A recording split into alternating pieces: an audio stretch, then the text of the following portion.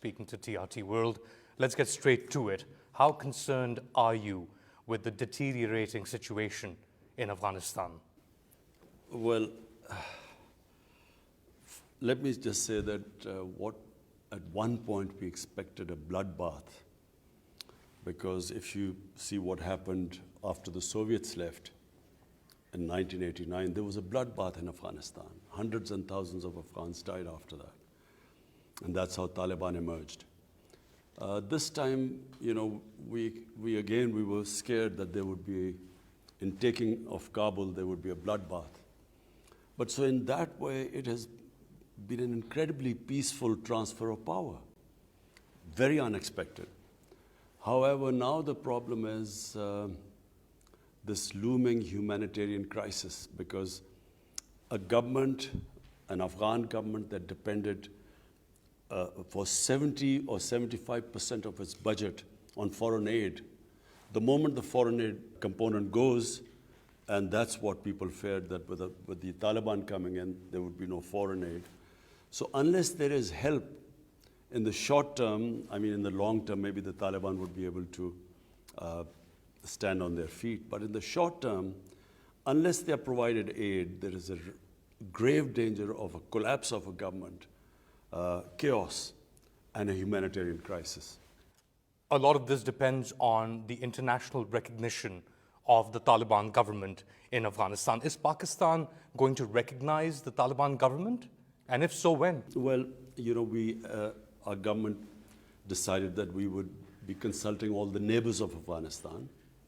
We will discuss with them about the timing of when to recognize the Taliban regime.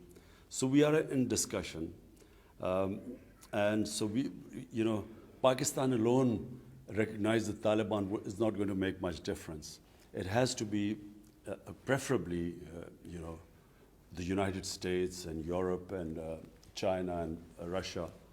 But if all the neighbors get together, who are going to be the most affected if there is chaos in Afghanistan, if we all get together and sort of form a joint policy when to recognize them, I think it would have more impact than simply Pakistan recognizing them.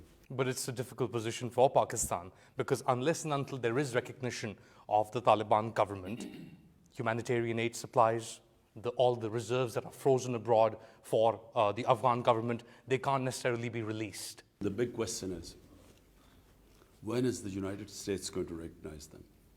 Do you expect the United States to recognize the Taliban government? Sooner or later, they'll have to.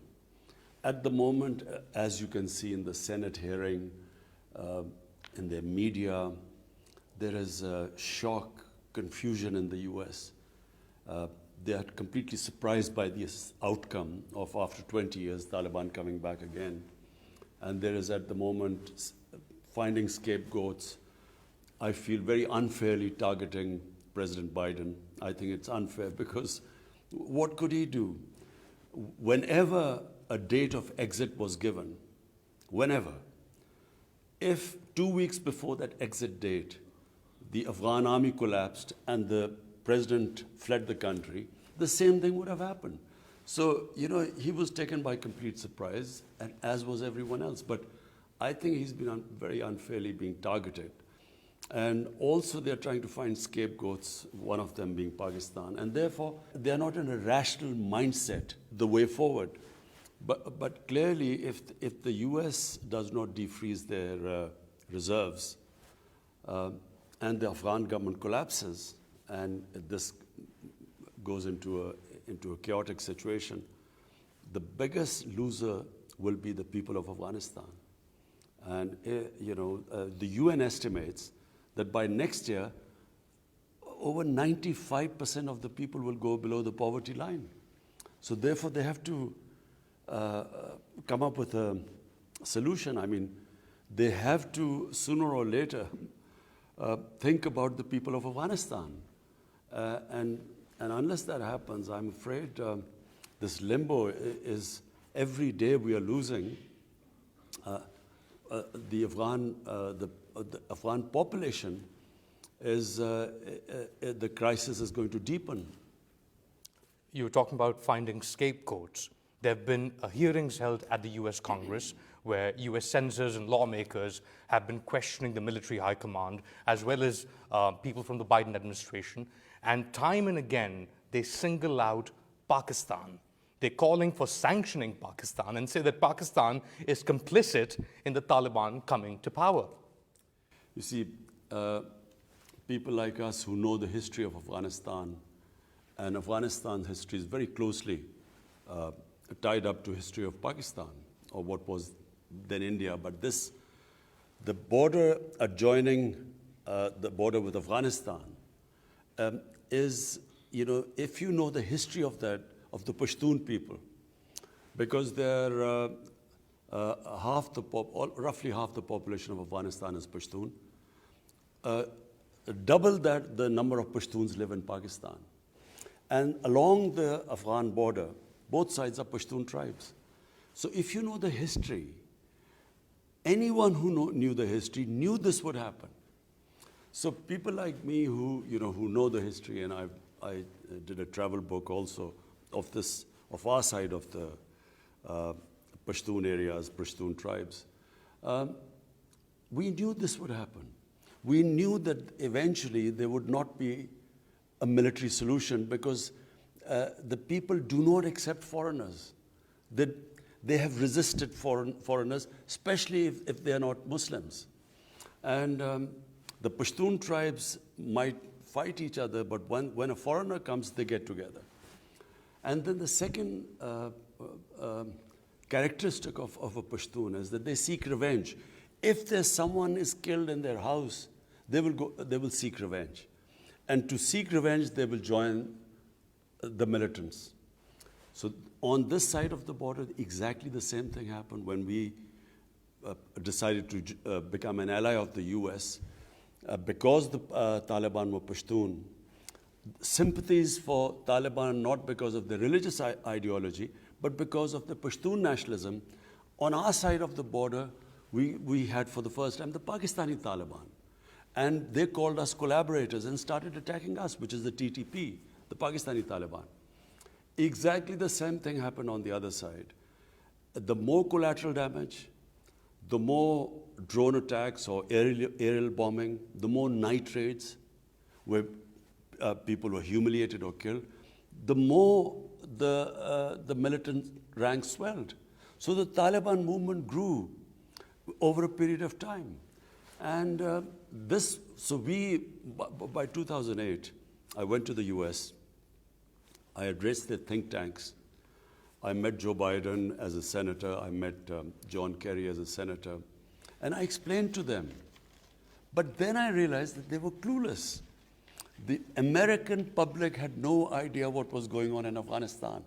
Hence, they are completely taken by surprise. They thought they had built a democratic government, that they had liberated their women. People in the US thought like that, and there were so few American casualties. So Afghanistan was, something which was not in their minds.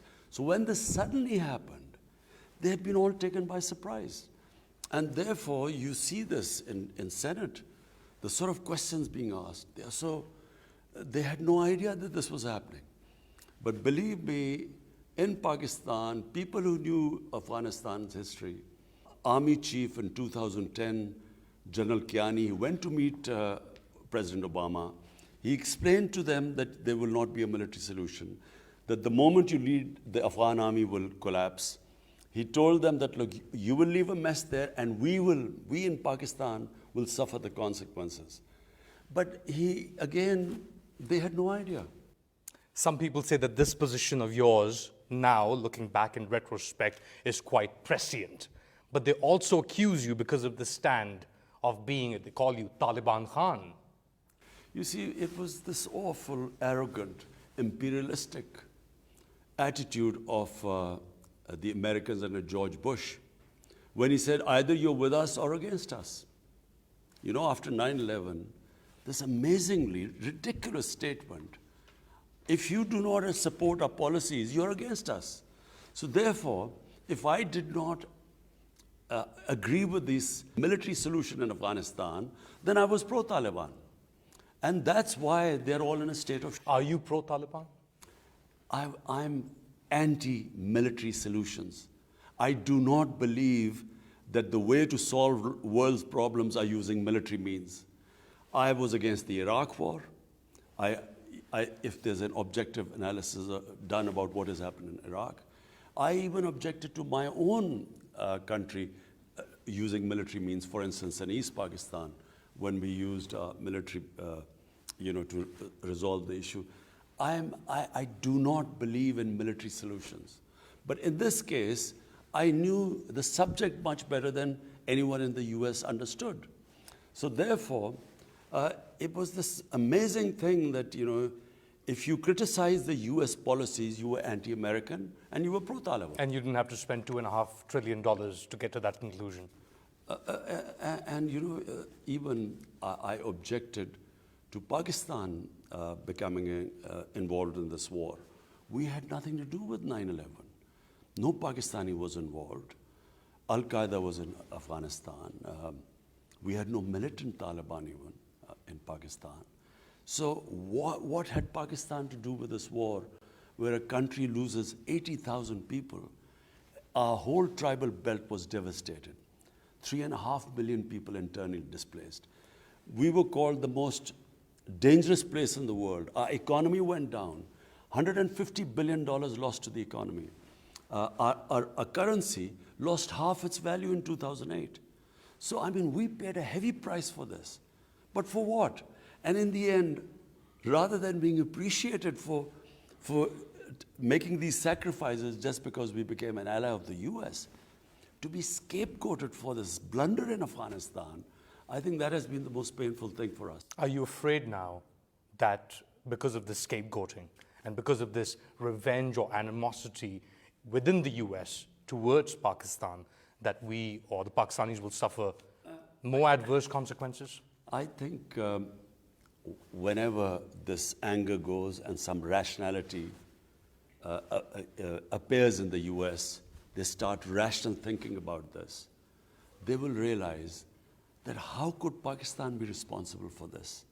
Simply because how could 300,000 well-equipped Afghan army give up without a fight?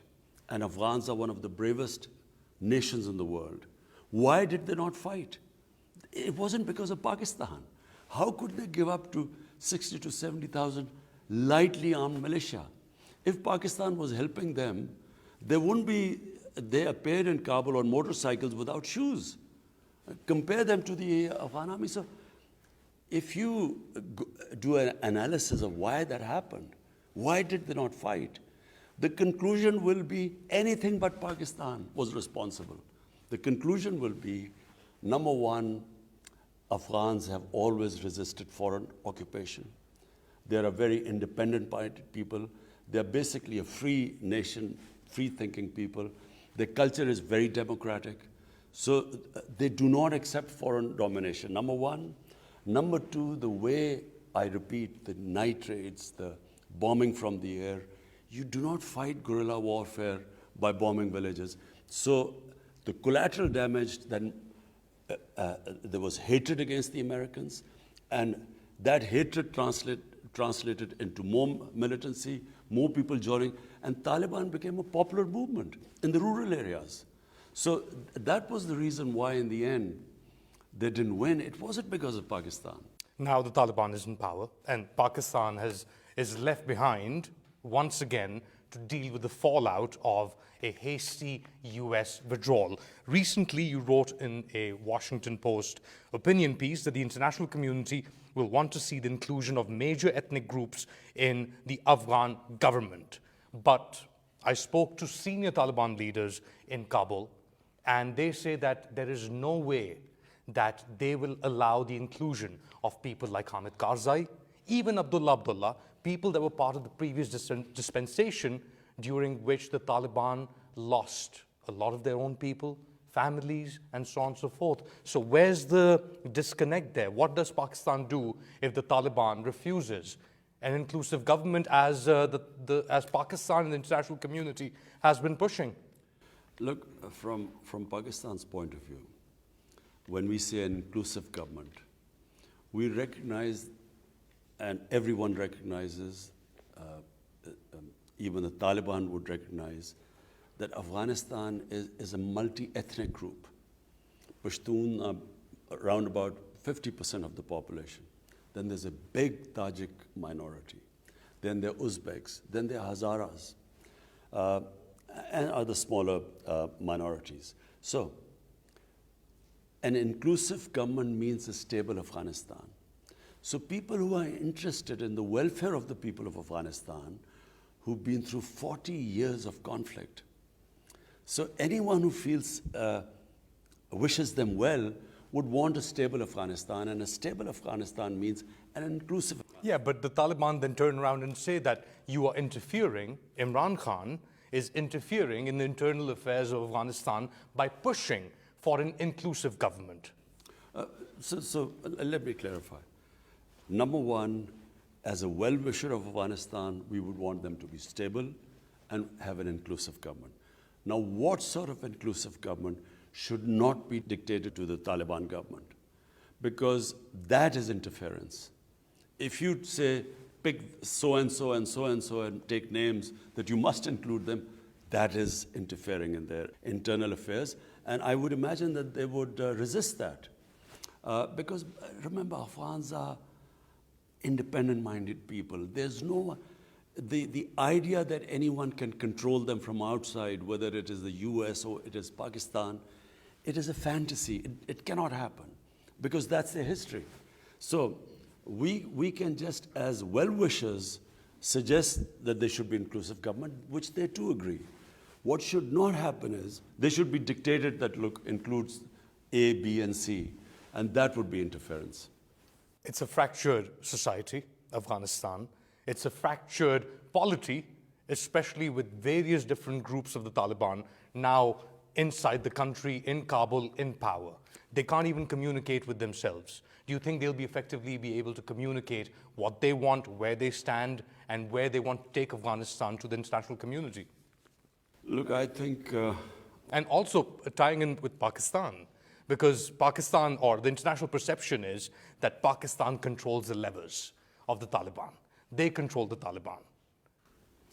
Look, again, people don't understand the Afghan character. You cannot control people of Afghanistan. And history as a guide, I mean, look at the history of Afghanistan and say, look at the history of the whole of India. You had one battle, and whoever won the battle controlled India. Afghanistan was never like that. As I repeat, it is a decentralized democratic system. They are very democratic people. It's not a feudal system as it was in India, which is why it was easier to control India. And because the tribes, the Pashtun tribes, which are half of Afghanistan, and twice as many Pashtuns on this side, they resisted the British exactly for 80 years. The British controlled the whole of India, but the Pashtun areas, the tribal areas, there was resistance throughout the 80 years of British interaction with them. So therefore, Afghanistan cannot be controlled from outside. It is a very difficult situation which they are in. Anyone who takes power after 20 years of fighting, civil war, people think they have given a lot of sacrifices.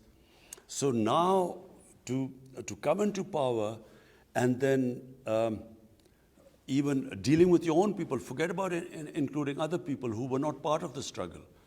Even dealing with your own people, I would imagine, is a pretty difficult situation right now for Afghanistan, for the Taliban government. So therefore, if you're asking me what will happen, I don't know what will happen. I pray, that's all we can do. We pray that after 40 years, the people of Afghanistan would have peace and stability. But I don't know what will happen. How would you define the US-Pakistan relationship as of now? I think, well, we're talking with the US. We're constantly in touch with them. Our security, our head of intelligence is dealing with them. Our foreign minister is dealing with their foreign secretary. But the president hasn't called you up. No, he hasn't, but it doesn't have to be like that, I mean... Why is that? The the president or the heads of state, I mean, when they talk to each other, basically it's a formality because all the homework is done by people below. So it's not necessary. It's not necessary for the most powerful man in the world to call the Prime Minister of Pakistan, who is at this moment one of the most critical people as far as Afghanistan is concerned? You see, I repeat again, I think right now President Biden is under a lot of pressure because, He almost seems sympathetic. Sympathetic because, he is being criticized for the awful airport scenes. But, my contention is, how could he predict that 2 weeks before the exit, the president would flee the country and the Afghan army would collapse? We couldn't predict it. Taliban couldn't predict it. So how could he predict it? So therefore, those awful airport scenes, they have caused such a sort of incredible reaction in the American public. And of course, then Taliban taking over. So therefore, he's under severe criticism right now, which I have sympathy because, we sort of, in our position, when you are under a lot of public pressure and media pressure. So I guess, it's up to him. I mean, when he wants, he can talk. So there's a way forward still for US-Pakistan ties, despite what has happened or this animosity? Of course. I mean, the US-Pakistan ties have been, over 50, 60 years since Pakistan became part of SEATO and CENTO, and then in the Cold War we were with the US. Ties go up and down, you have your highs and lows. But I think on Afghanistan, it is critical that US now plays a part. Because, look, they were there for 20 years.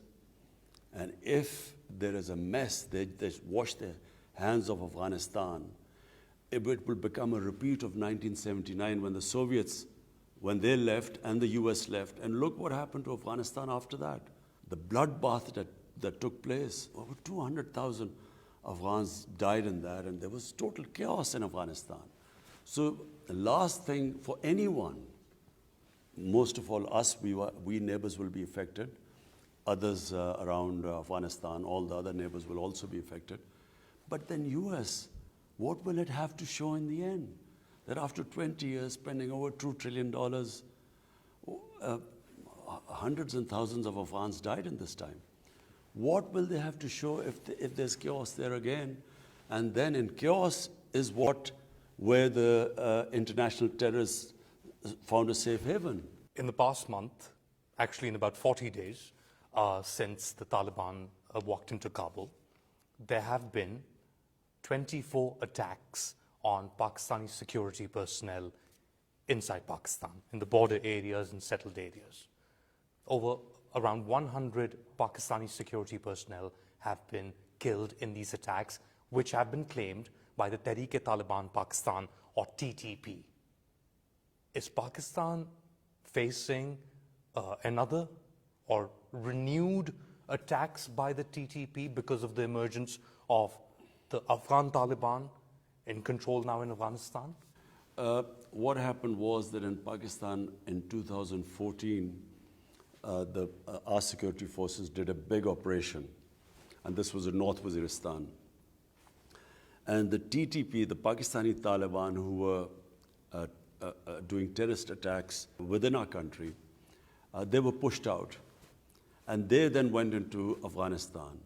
And I'm afraid not only were they helped by the Afghan intelligence agencies, but they were also helped by RAW, the Indian intelligence agency.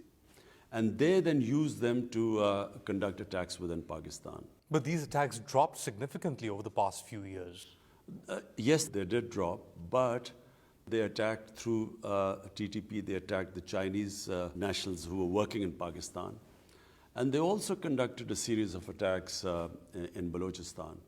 So since in the last 40 days, there has been an increase. And we fear that... Are you concerned about that?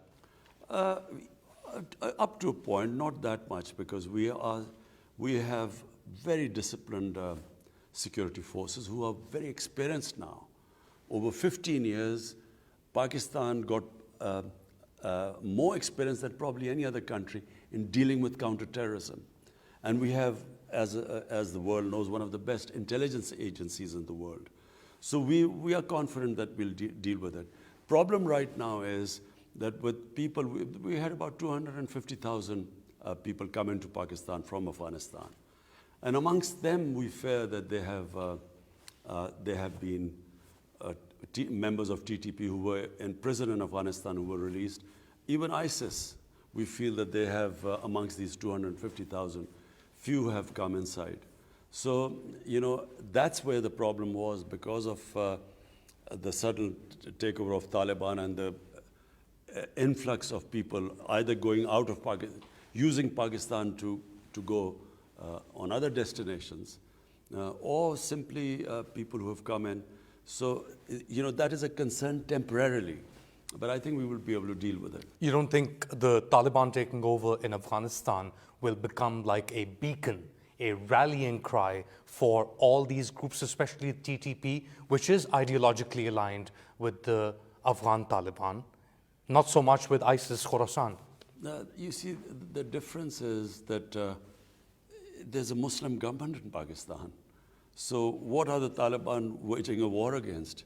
You know, in Afghanistan, they declared jihad because they said it's a foreign government and its collaborators. In Pakistan, initially the TTP came in saying, we were collaborators of the Americans.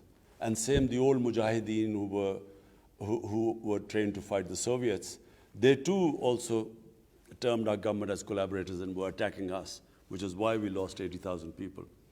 And then there were drone attacks in Pakistan. And you stood up against those drone attacks. You, in fact, held rallies to stop the NATO supply line going from Pakistan into Afghanistan. You, of all people, should know more about this. So is there like an innate concern then that this could go out of control, Prime Minister? No, let me just clarify. Drone attacks, to use drone attacks to fight terrorism is the most insane way of doing it. Because no matter what anyone says, whenever a bomb explodes in a village, there is collateral damage. And as we saw in Kabul, the drone doesn't always get the right people. So it was the worst way because what happened was that the drone attacks might have got some militants, but the collateral damage they caused created anti-Americanism, and the revenge attacks were against the Pakistan, state of Pakistan. So number one, it increased the militants. The number of militants grew because anyone who in a village when the bomb exploded, when they lost people, their relatives, they then joined the militants. So the ranks of the militants spread, and it was completely counterproductive. And we bore the brunt, Pakistan bore the brunt of the fallout of the drone attacks in Pakistan. So therefore, you know, now there are no drone attacks because at that time they called us collaborators. Now it's not the same case. And therefore, the motivation, why would they attack the state of Pakistan? Whereas then they could give some justification. You're not concerned. No, I don't think so. That the success of the Afghan Taliban movement in taking over Afghanistan, defeating the greatest military in the world, the Americans, will not have a spillover effect or will not inspire similar like-minded groups in Pakistan? I think, you know, it's completely different. What was happening in Afghanistan and in Pakistan now is completely different. In fact, I think some of the Pakistani Taliban groups actually want to talk to our government, you know, for some peace, for some reconciliation. And we are in talks with some of the groups. What we hope is that this The TTP, are you in talks with the TTP? With some of them, yes. You see, So- there are different groups which form the TTP. Yes, so we are in talks with some of them. On surrendering or reaching Yes, on you know, a reconciliation process. Is the Afghan Taliban helping you in this process? In the sense that The talks are taking place in Afghanistan. In that sense, yes. So there is some sort of negotiation or talks underway between Pakistan and the Tehreek-e-Taliban Pakistan or some groups of the TTP to lay down their arms. Yes, and then we forgive them and they become normal citizens. This is quite a revelation, Prime Minister Imran Khan. So you are expecting some sort of agreement or some sort of deal to come out or emerge between the TTP and the government of Pakistan? Yes, I repeat, I do not believe in military solutions. I'm anti-military solutions. So I always believe that, as a politician, political dialogue is the way ahead, which I always believed was the case in Afghanistan. So why is the with TTP US. attacking Pakistani security forces if they're talking to you and trying to reach a negotiated settlement? I think that was just a spate of attacks, but we are talking. We might not reach some sort of a conclusion in the end, a settlement, but we are talking. We are also talking to the Baloch militants. We're trying to also talk to them and have some sort of political reconciliation with them, those who are willing to reconcile. You mentioned India and the role of India that Pakistan says was instrumental in carrying out attacks in Pakistan. There's been a lot of disinformation emanating from Twitter accounts, or social media accounts controlled or being operated from India. Recently at the UN General Assembly, you said that there is a war against Muslims in India, including in Indian-administered Kashmir. If this is the case, what can Pakistan do to raise this issue, to contain this war against Muslims in India, as you say it? Look, what do human right groups do? They raise the issue at all levels and build pressure finally to fight these human rights which are being abused, not just of Muslims in India, but specifically what is happening in the Indian-occupied Kashmir. So we raise it at every forum, United Nations, in the Human Rights Forum, in the international media, because when people talk about maybe the human rights abuses of Taliban, I think it should not be selective. They should also talk about what is happening in Kashmir, where about 900,000 Indian troops have basically put 8 million Kashmiris in an open prison. So therefore, I feel that it should be even-handed. When human rights are selectively talked about, they lose their credibility. I feel very strongly that the world, the international community, should, and the countries, the powerful states, should talk about what is happening to the people of Kashmir. And that's it, lip service on talking about people of Kashmir? That's how pressure is mounted. In East Timor, there was... But now the Indians are part of the Quad. They were hosted by, Narendra Modi was hosted by Joe Biden, and they're forming an anti-China bloc. And India is one of the critical components of that. So my two observations. One, that when people who you are allied with, you ignore the human rights abuses, and you only worry about the countries who you're opposed to, and you mention their human rights abuses, you lose your credibility in that. Secondly, my observation is that in trying to form these blocs, the last thing the world wants is another Cold War, because we saw the Cold War between the Soviets and the US, and the world sort of being divided into two camps. I wish this does not happen again, because by cooperation and by the world coming together, there is much more to gain than by the world being divided. You mentioned India, we mentioned China, I mentioned the Quad. CPEC, the China-Pakistan Economic Corridor, is a critical part, not just for your government, but the government before this as well, to bring Pakistan or get Pakistan into an economic development mode. There has been some, for example, contacts between Pakistan and China. Over the past 20 months, since you last spoke to President Xi Jinping, that was in February 2020, have you had conversations with high-level Chinese since, including the president? I have spoken to the Premier, Premier Li, almost, I think, 3 times since then. The thing is, President Xi right now has not, since the outbreak of COVID-19, he's restricted his movements. Otherwise, he was due to come to Pakistan. So he hasn't been anywhere out of China right now. And I think we are soon about to have a meeting. I'm supposed to have a meeting with President Xi in coming days. Our relationship with China is strong. It always has been very strong. Pakistan-China relationship goes back 70 years. And through all our ups and downs, basically this relationship has withstood the test of time.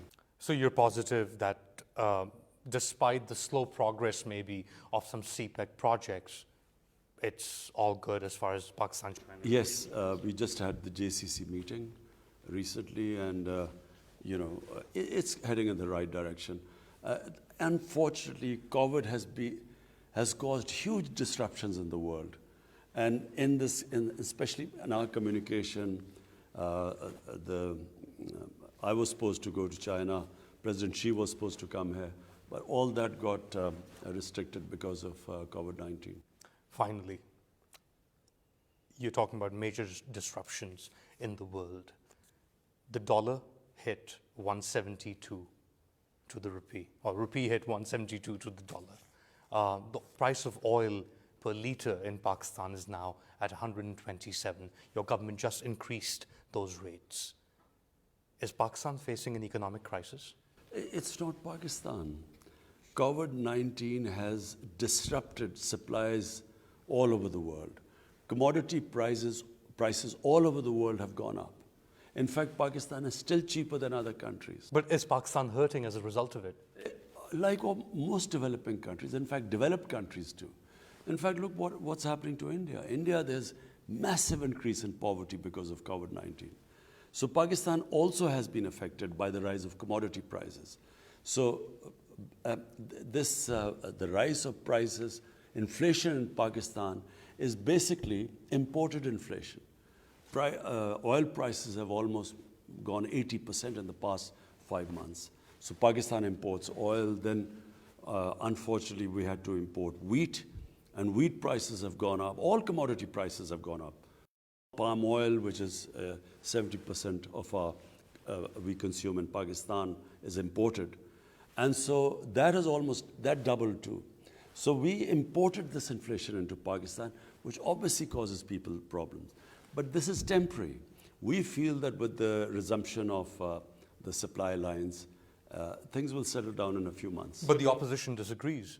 It says that your government is incapable of coming out with a proper fiscal policy because you've changed finance ministers or people in charge of the finance ministry multiple times. What else would the opposition say? They're such a motley lot. They're fighting for their survival. They're deeply divided. They're facing massive corruption charges.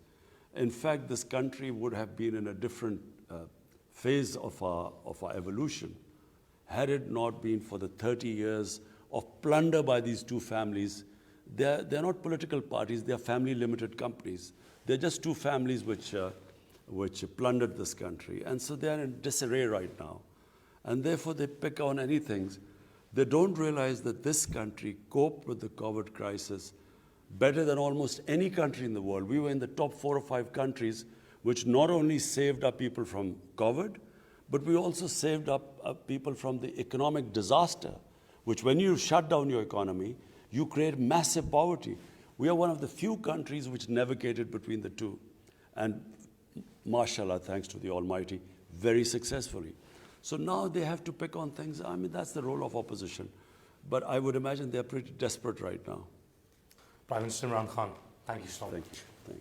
Thank you.